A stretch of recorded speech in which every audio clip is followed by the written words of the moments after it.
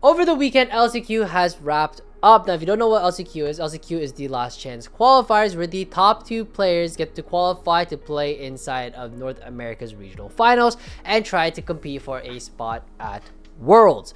It's a very, very prestigious and very, very difficult tournament to get into, so trying to win out as the top 2 is insane. But in today's video, we are going to be VOD reviewing one of the players, and actually the player who won out all of LCQ, Davidas, or David as, I don't really know how the fuck you pronounce it, but we are going to be VOD reviewing his games because he has a very interesting approach to the game, which we'll talk about more in today's VOD review. Let's get on to today's video. Alright, so here we go. We're inside of the Davidas' game. Now we're given Hearth Home, Slaughter Dogs, and Immortal Bash right off rip. All of these are pretty veg. Nothing that screams like, oh, exciting. You know, I mean, none of these seem amazing. It seems that the majority of the lobby wants to play an Immortal Bash in here, but unfortunately, we are slowed into Slaughter Dogs thanks to the degree. Slaughter Dogs kind of sucks because Slaughter Dogs sort of definitely helps promote a lot of this idea that you have to play reroll. You don't have to, but those free refreshes are really nice to try to get your board online, especially if you're trying to play around 1 cost, 2 cost reroll. Here, as we can see, Earth is being chosen as our legend. Now, that's kind of surprising to see, especially if you've been keeping up to date with a lot of what's going on recently in the TFT scene, especially with all of this heavy discussion about how TF is basically broken and Pandora's items is not a fun time to be playing into, and it feels very degenerate to just pick TF, Pandora's items, 2-1 it, and then you just play into a strong line, right? A lot of people are like really unhappy about it, but Davidas is playing Earth.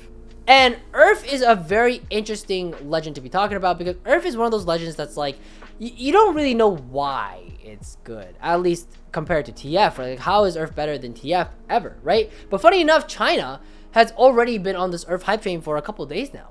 And Davidas has sort of, I guess, took inspiration from that because he's also running Earth. And if you were watching the DSG trials today, you would notice a lot of people have been swapping over to Earth. Very surprisingly. The idea being is that Ancient Archives allows you to hit very, very strong +1s that allows you to play into very strong verticals that can allow you to win out a lot of lobbies and sometimes even win out just games in general. I think I said the same thing twice. My apologies. But, for example, the big lines right now that Earth is sort of being, like, taken for are things like Vertical Demacia to tempo with it, stuff like Ionia if you want to play around Ash reroll, or stuff like even the Nila. It's still a decent line, and Ash reroll is actually still very strong. It's definitely a line you can consider. There are lines with Noxus emblem that you can play into summon Noxus, which is still very strong, and stuff like Vertical Shurima. Those are sort of the big ones, but that is only the tip of the iceberg. There are a bunch of lines that you can play when you take it home. This is, again, I'm just trying to condense it because I'm not trying to make this thing like a whole like meta-analysis. Like that's coming out soon. It's coming out soon. We got to see how the Earth shit is playing out for a couple more days, but it's coming out soon. I trust. But anyways, Ancient Archives is a option from the spot, and you can see on the left hand side here that Davidas has already decided to tailor his board. So if he were to take Ancient Archives from the spot, he would be in a very good position to try to hit Ionia or Demacia or even Noxus Christ. Really, again, really strong lines that he can play into. Now, you might be going, well, Kai, you chose this VOD because he's playing Earth, right? And we're going to talk about Earth. No. Spoiler alert! I did not choose this VOD because of Ancient Archives, but rather because Davidas is cooking this game. And he takes Edge of Night not today. Force 2-1 augments. Now, you might be going, oh, not today. Maybe it's really strong. It's some secret tech that no one really knows about. It's not. 2-1, averaging a 4.65 in Masters Plus and a 49.6% top 4 rate. You are more likely to take this augment in bot 4 than top 4. This augment does not have a very good track record at the current moment. So, you might be wondering, like, why did Davidas decide to take not today in this current spot? Well, a couple of reasons. The big one is actually, funny enough, it's because we're in Slaughter Dogs.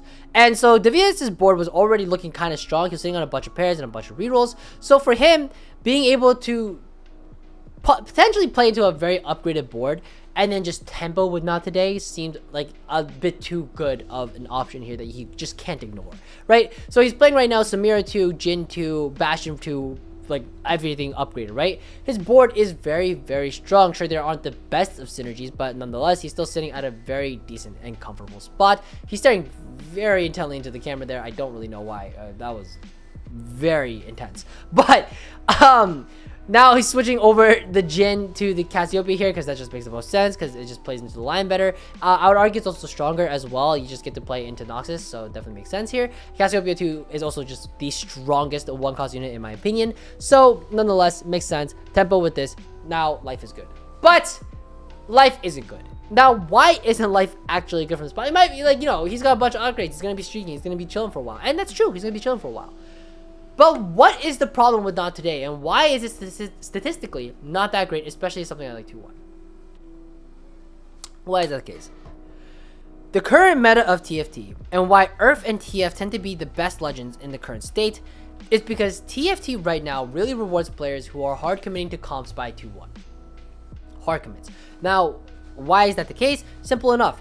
TF, you basically get to hard force whatever comp you want. You don't have to worry about playing around your item economy, right? The idea is that your item economy is supposed to dictate the direction that your composition is supposed to go, and then you play around your composition based off the items that you're given, and then you can you know, for example, like let's say you have a Nashor's at 2-1. Are you trying to play into a Mordekaiser line? Makes a lot more sense than trying to keep those components open and losing a lot of tempo because you're not able to slam, right? But TF alleviates that with Pandora's items. Earth is sort of interesting where it doesn't lock you into a comp based off your item economy, but rather it locks you in based off the emblem that you're taking, and a little bit obviously with your item economy as well, right? So Earth sets you up for success using an emblem. TF sets you up for success because you can just degen it and not think about your items at all, right? So that's sort of why these two legends are sort of popping up as the meta legends. Now, why is Earth becoming more popular than TF though?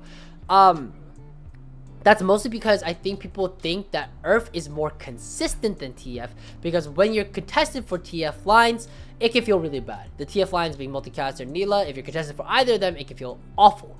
Earth is probably more consistent when climbing, but TF has the higher cap.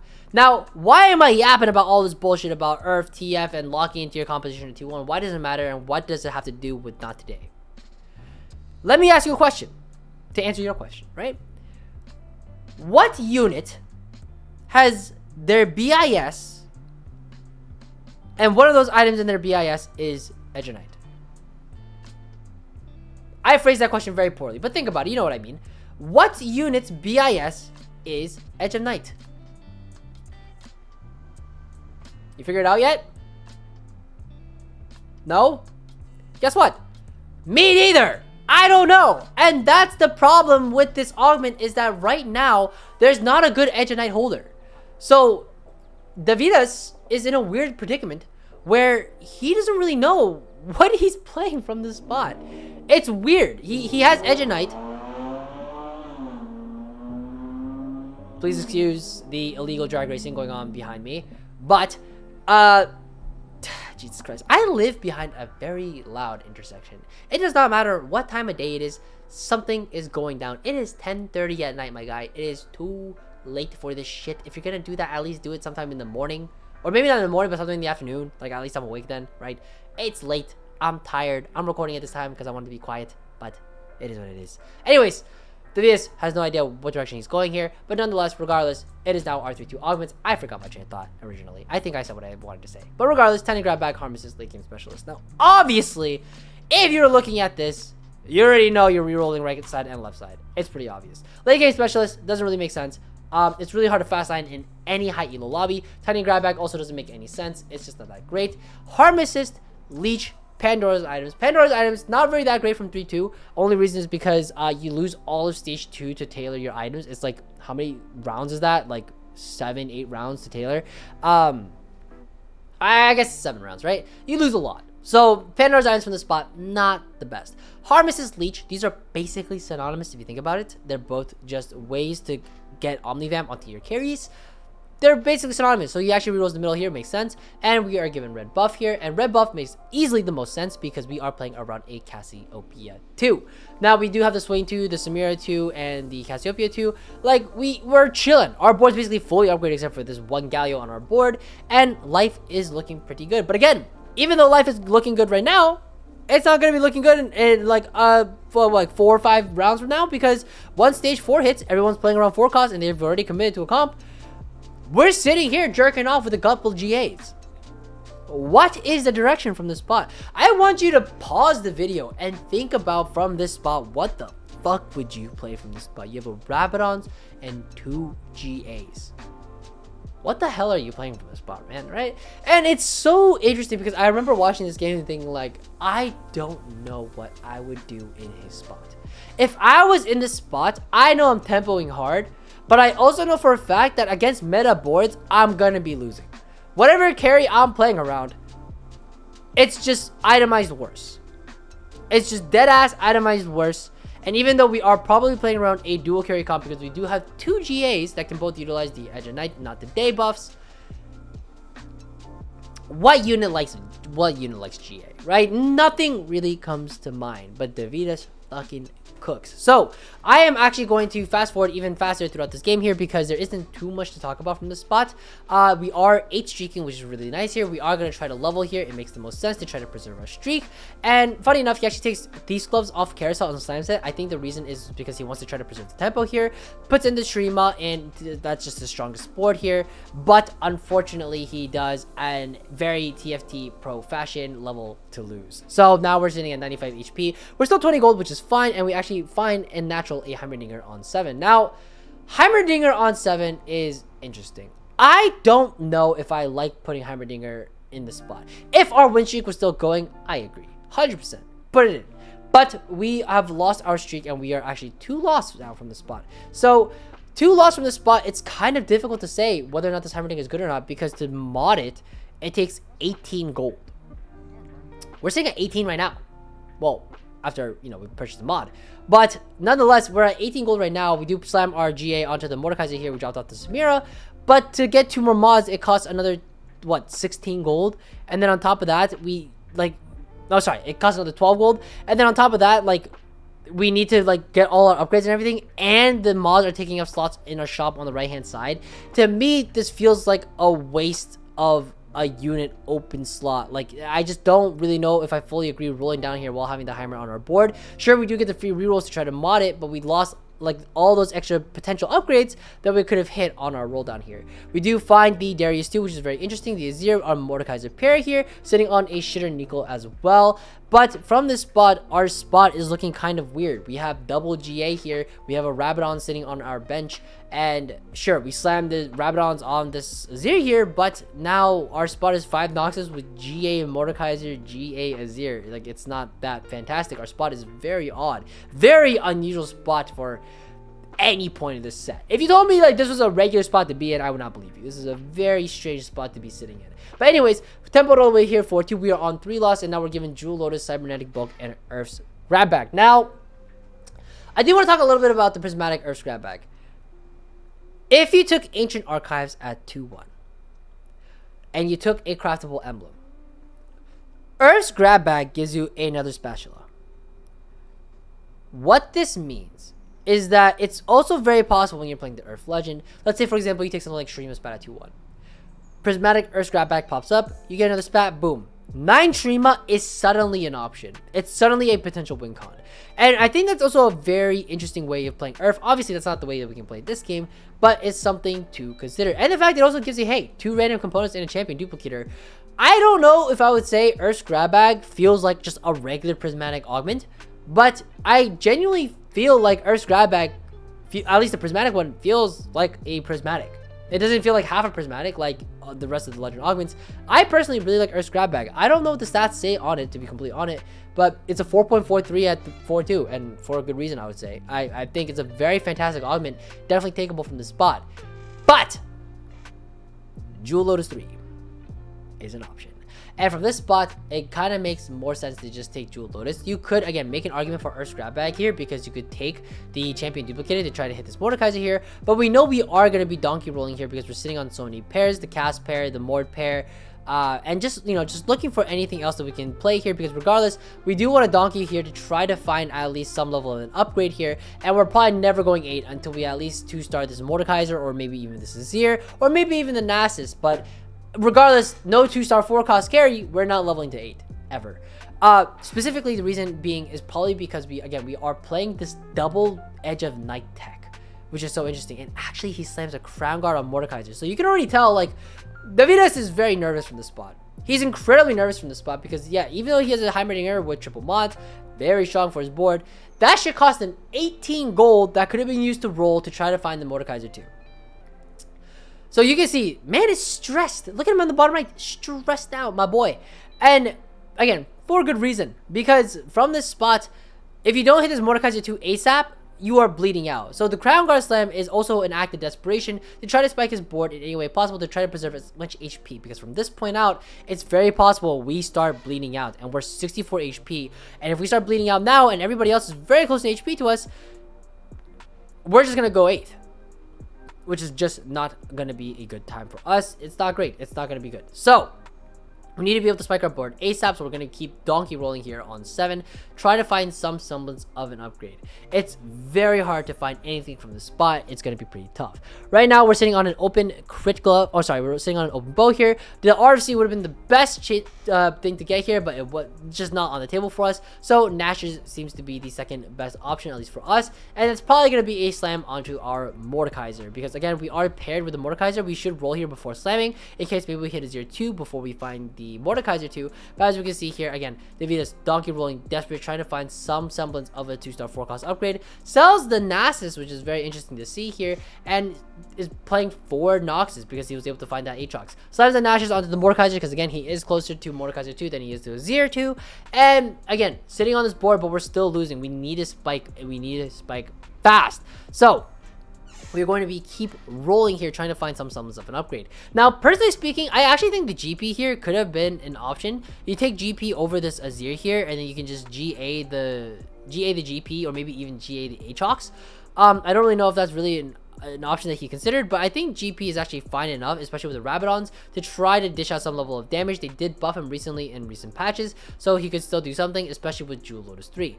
But surprisingly enough, the Davidas actually opts to sell the Azir and then GA the Aatrox instead. Still sitting on 4 Noxus, by the way, but the idea is to maybe potentially play into 5 Noxus down the line. But again, like we said before, his spot is a bit precarious, but he's able to squeeze out a win here, which is really, really nice against Degree, who is easily the lowest HP person in the lobby by a landslide. Funny enough, he was also the one that chose Slaughter Dogs. But now we're sitting here 4-7, and our board is sort of semi-stabilized with the Aatrox and the Mordekaiser 2. But it's close to say, and also Degree is the weakest person in the lobby, so are we actually stable or not? Not really sure. But regardless, we've been able to econ all the way up to 40 here, and it seems that Davidas actually chooses the level here because he wants to roll on level 8 odds, but rolling on level 8 odds with 0 money, I don't know if I fully agree with that. Here he is rolling again, trying to find some semblance of an upgrade here. Anything would work. Does unfortunately have to hold a high rating arrow, so it's not like he's really rolling for anything that important. Ends up finding the redemption here to slam onto the Aatrox, which is again a very interesting choice to make. And again, he is tempo slamming, just trying to preserve as much tempo, as much HP as possible. Now we're sitting on level 8 odds, but again, donkey rolling, but at least we got the level 8. But we're just going to be donkey rolling, trying to find some semblance of upgrades. Finds the Scion in like 2 rolls, which is kind of insane. But now we're sitting here 36 HP, and you know, would you say this is like a terrific win out spot? I mean, I personally would not say so, but I mean, he has Mordekaiser 2. He has like an Aatrox with some decent items as well with the Not Today. He does have a Scion, 5 Noxus. His spot is like, it's not terrible. His augments are very strong. I mean, arguably Not Today isn't, but it's good enough. And you know, it's not the most conventional of boards, but it's still getting the job done. I'm not really sure what at this point he's really rolling for, to be completely honest with you. I don't really like, I think his idea is that he's never going 9 this game, so he's just gonna keep donkey rolling at 8, trying to find Heimer 2 on 8, and maybe the dog 2, Neferi 2 on 8. But I don't really know what else you could be rolling for really in this scenario. It's again, it's very, very tight. You know, you're never going 9 this game. Econ doesn't really make sense here, but then again, this is sort of like as far as you're going. It's very interesting to see that a lot of TFT pros are very able to quickly realize, hey, this is as far as I'm going. I'm just gonna keep donkey rolling because that's the best I can do in the spot.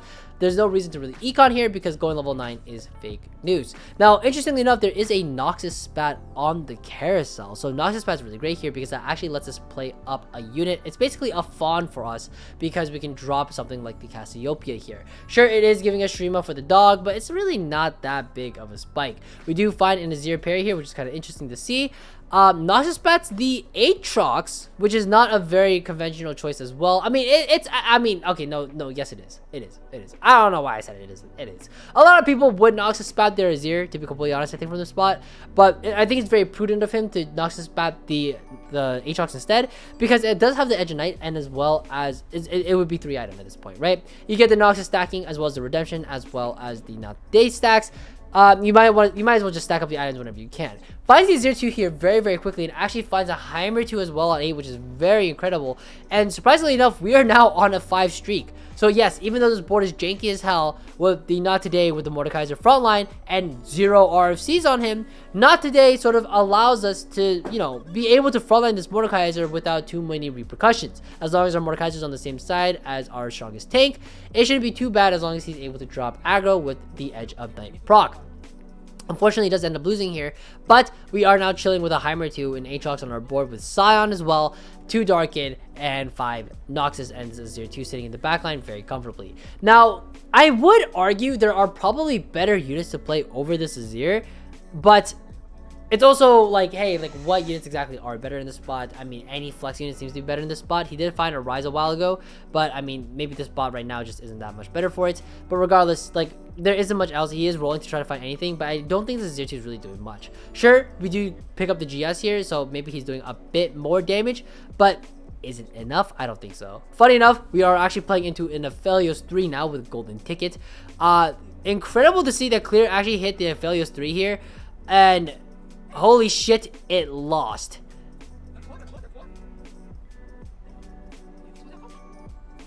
What? I did. Oh, wow. Just wow. Okay, I know I watched this VOD before. I didn't notice the Aphelios 3, the number of times I've VOD reviewed this thing. I cannot believe this man scammed an Aphelios 3 from winning the fight. Clear is probably punching the wall.